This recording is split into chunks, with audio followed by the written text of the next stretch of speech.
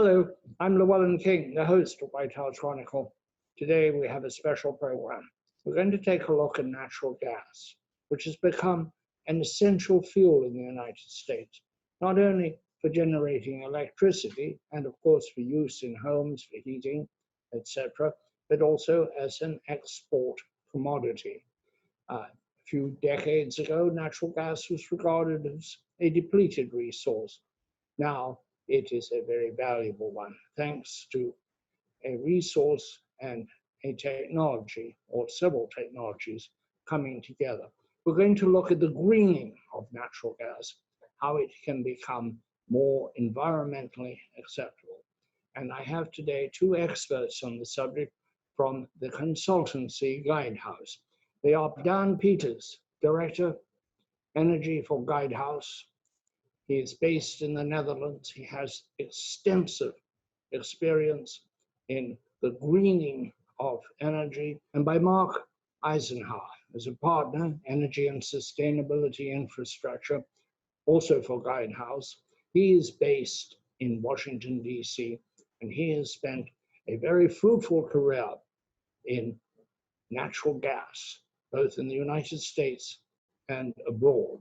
Then we have Peter Morisi, a very interesting, sometimes controversial commentator who raises the alarm about the states going broke if the federal government, or more precisely, the Congress doesn't stop dithering and start passing the right laws to make available substantial sums of money to each and every state. Daan, you have done a lot of work and are working constantly on making natural gas cleaner, more of a renewable, if you will, and switching it into hydrogen. Would you like to explain the role of hydrogen and the future clean role of natural gas, because it is a fossil fuel?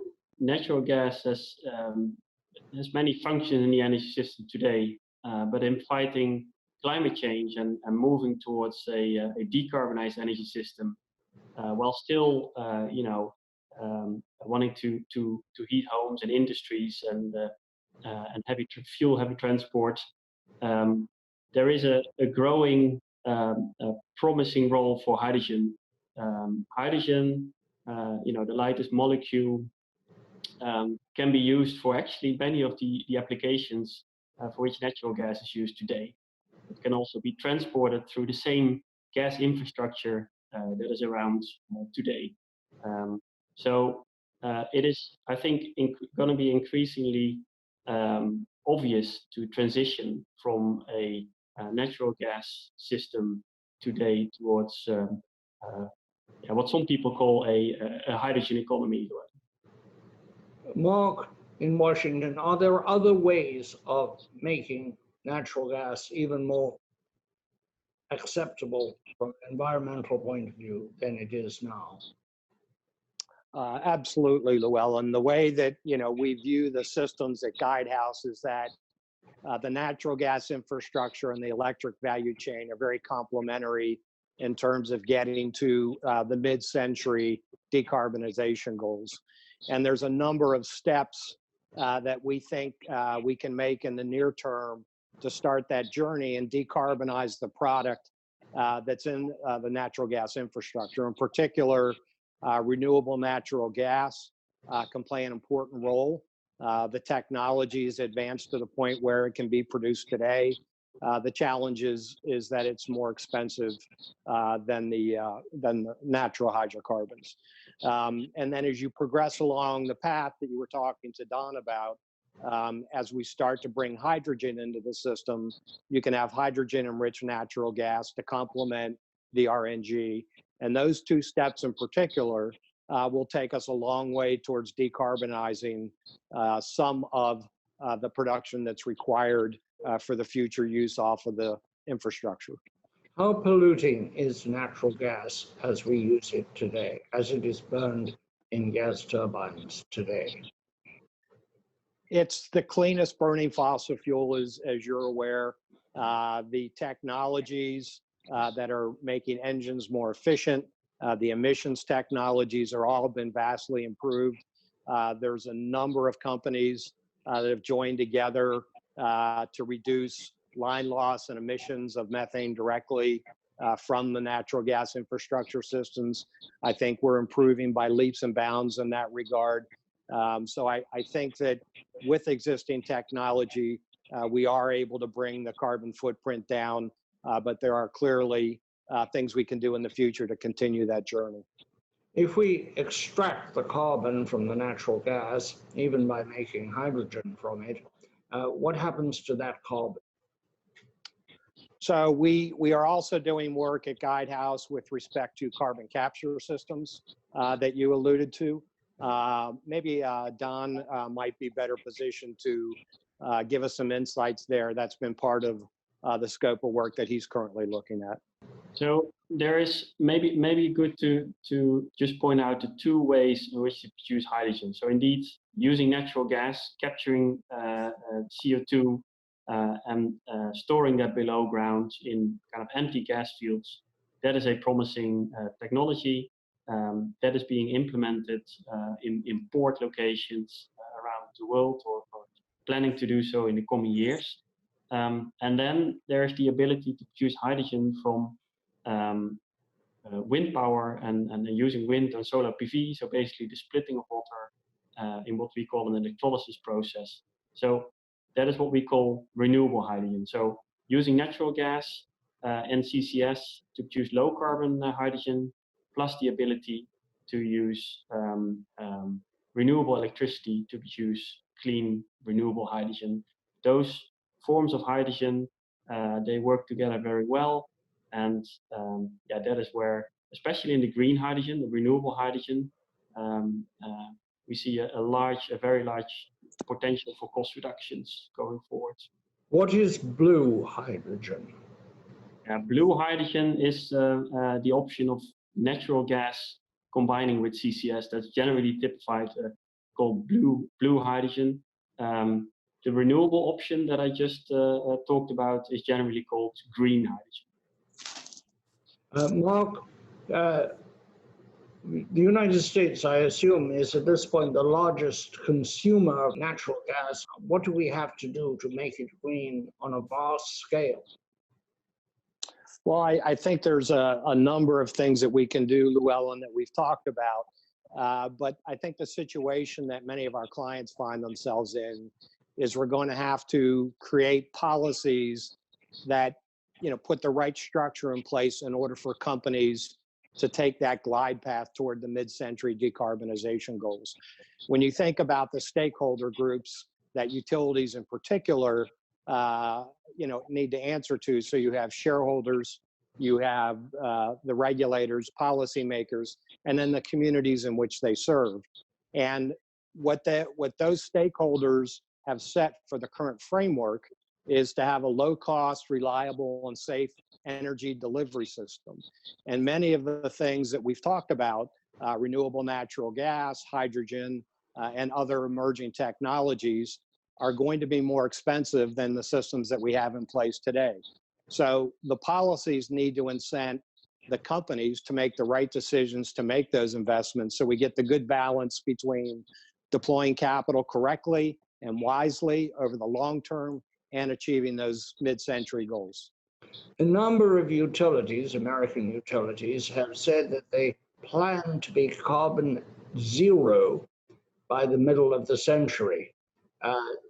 Can they do that with natural gas in their mix, or will they have to try to substitute solar and wind and maybe some hydrogen? Well, as we talked about earlier, Llewellyn, it's a complement of all the above.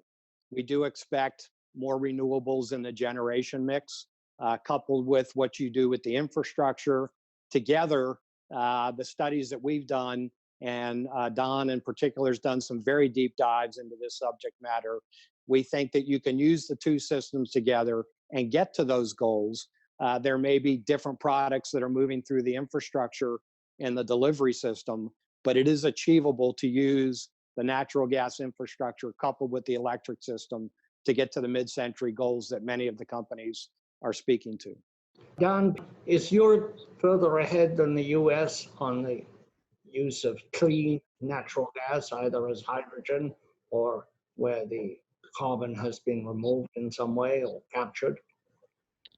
Yeah, I see that Europe is moving ahead in setting quite stringent climate targets. There's right this year another acceleration called the European Green Deal that will trigger large-scale development of hydrogen and CCS carbon storage projects.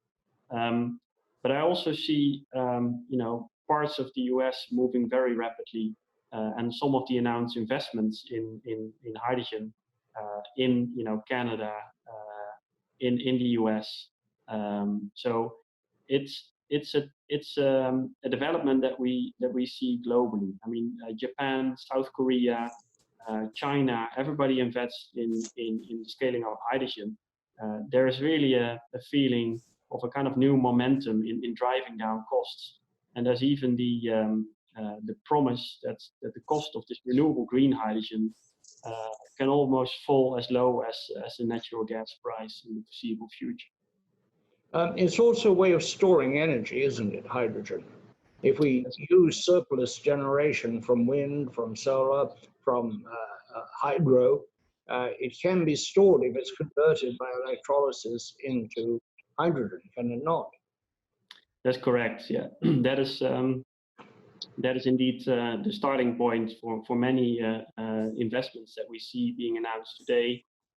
There's a big project in the North Sea to build 180 gigawatts of offshore wind between the UK, the Netherlands, and Norway, and bringing part of that power onshore and creating hydrogen just makes sense to basically ensure that most of the power that is produced can be used and stored.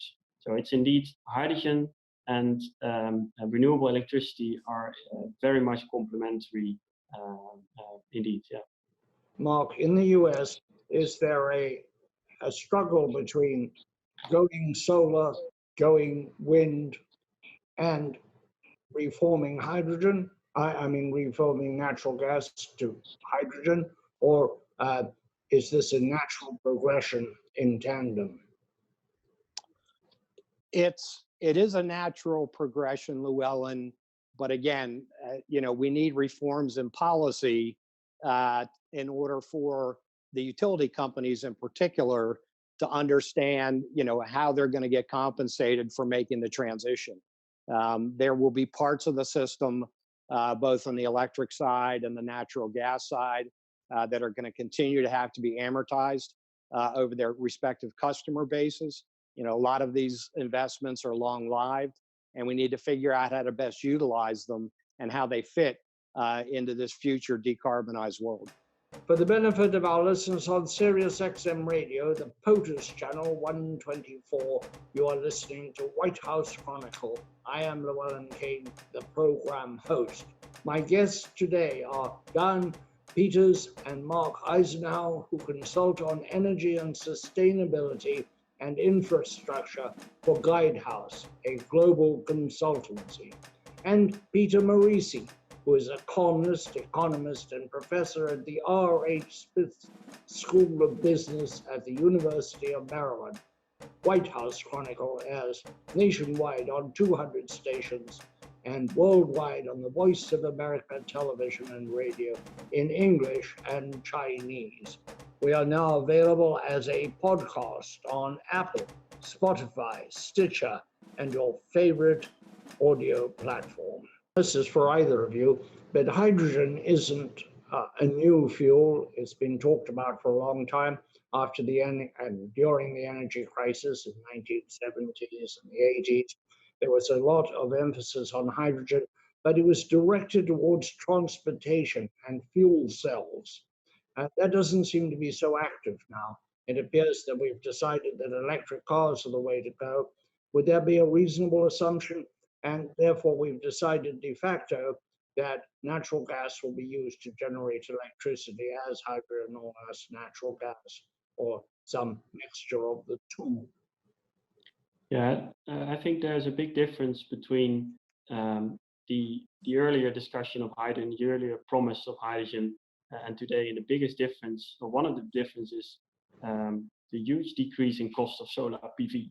So producing renewable hydrogen today is far cheaper than 20, 30 years ago. So that's one. It just means that it's much more realistic now to talk about a scaling up of hydrogen compared to several decades ago.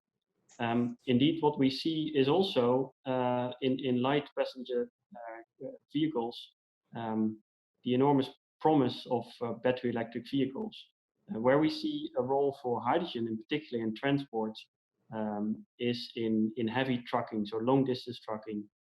That's where fuel cell trucks can really play a role to decarbonize trucking segment. So, and indeed, decarbonizing the steel industry, decarbonizing the chemical industry, so heavy industry, power production, but also hydrogen can be used in buildings to heat homes.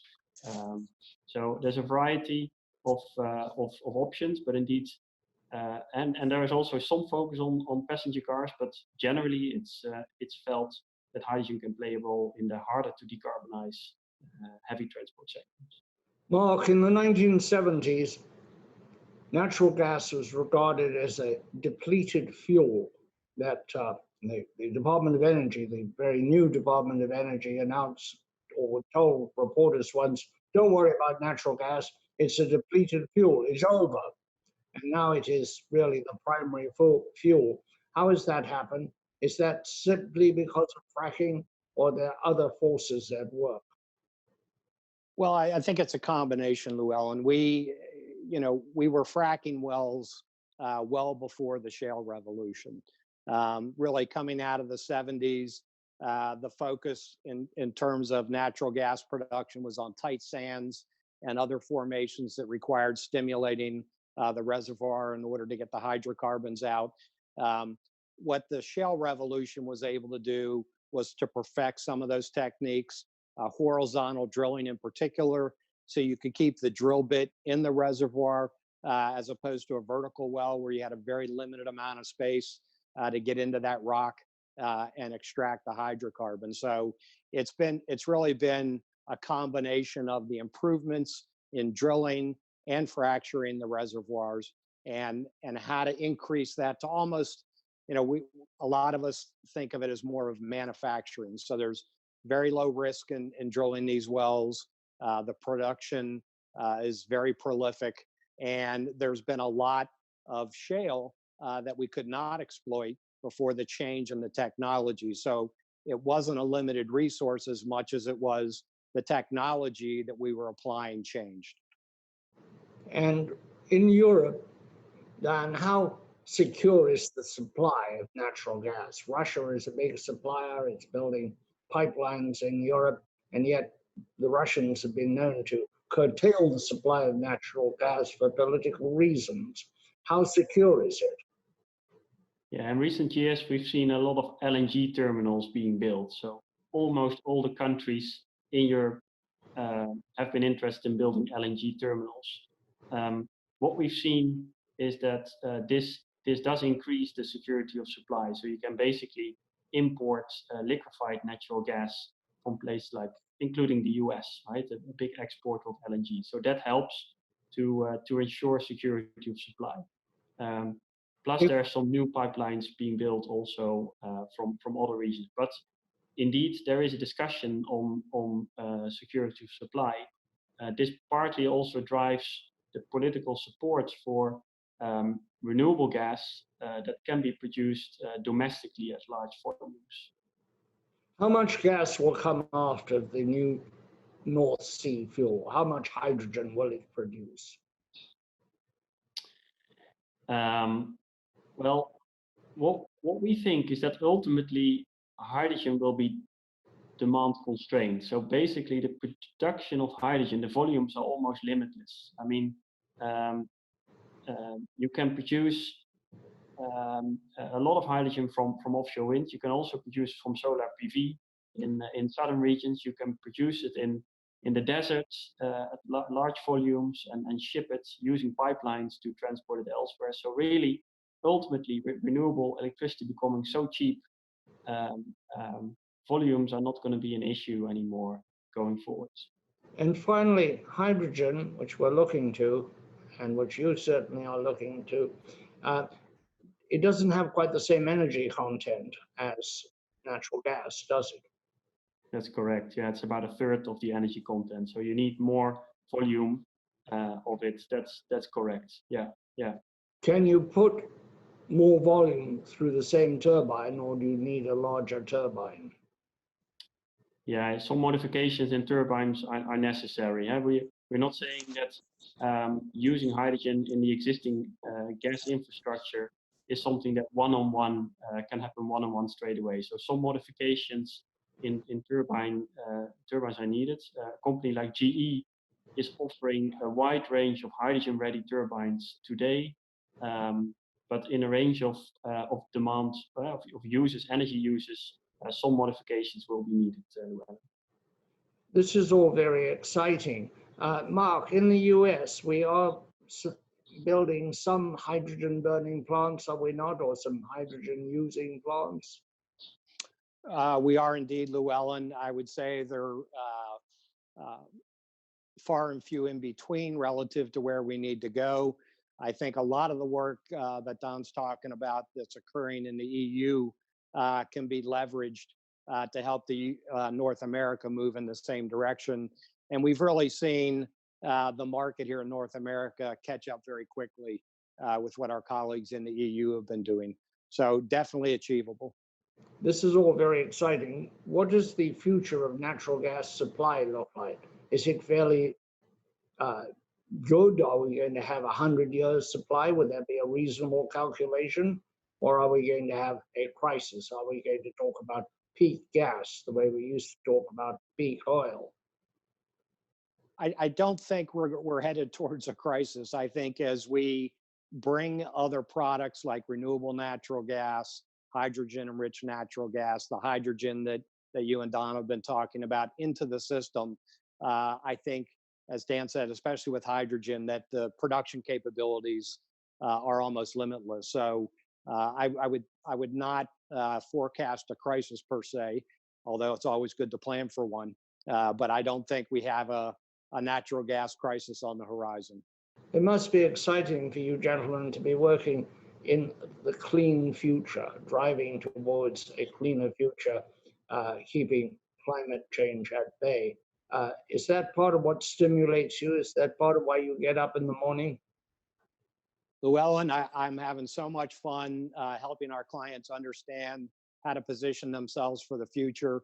It's exciting, it's energizing, and it's really great to be part of this, and really appreciate our clients allowing Guidehouse to support them in trying to focus on that pathway towards the future. The last word from Daan in Amsterdam.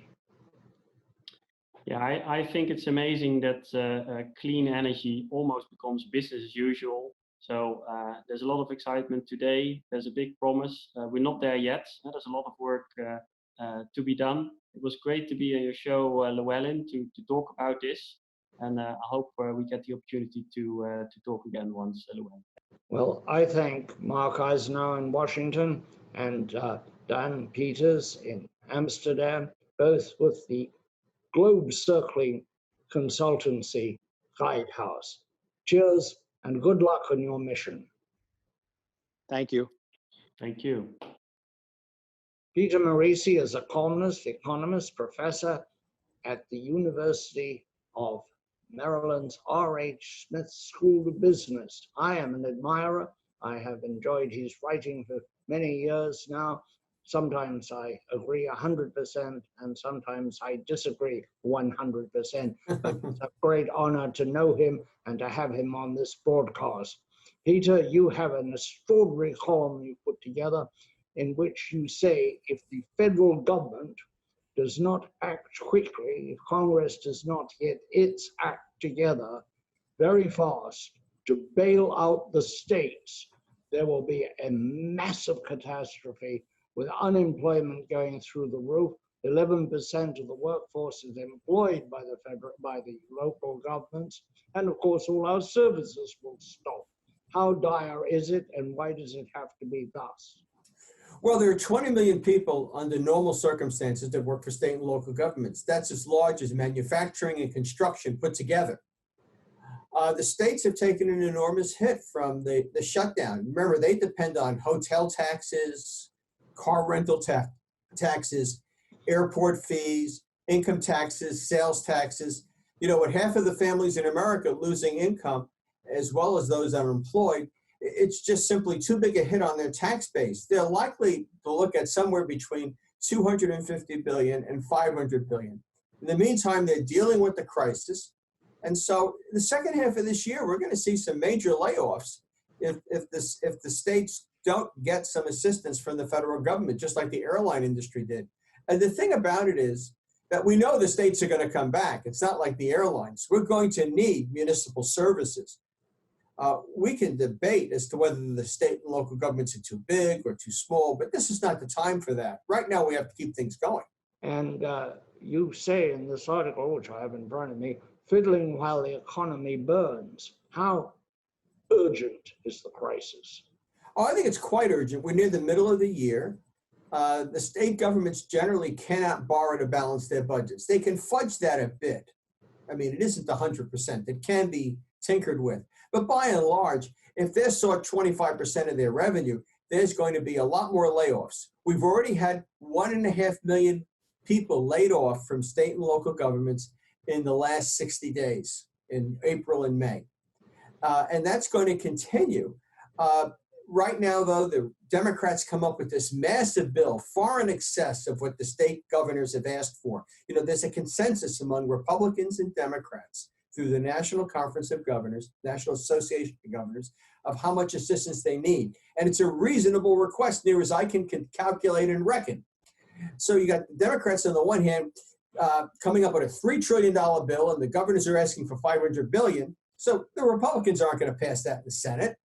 And meanwhile, over in the Senate, Mitch McConnell's saying, well, I don't want to bail out no pension funds. And let's wait and see what really develops. Well, if we wait and see what really develops, it's going to be letting the lifeboats go out half occupied on the Titanic. How do you think that sanity will be brought to the Congress?